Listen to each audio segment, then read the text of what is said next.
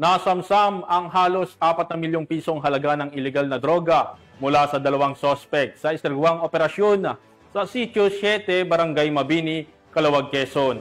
Patrolman Mark Lawrence Atencio sa balita.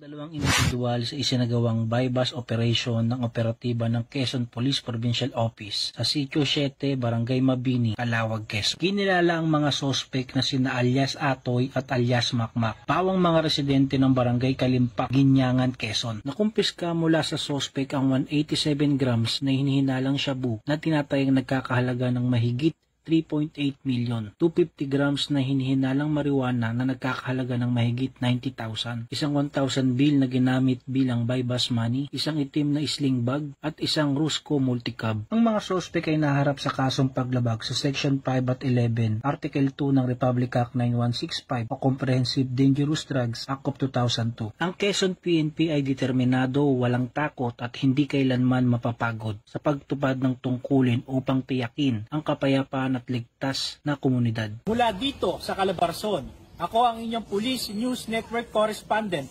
Patrolman Mark Lawrence Atencio. Alagad ng batas, tagataguyod ng balitang pulis.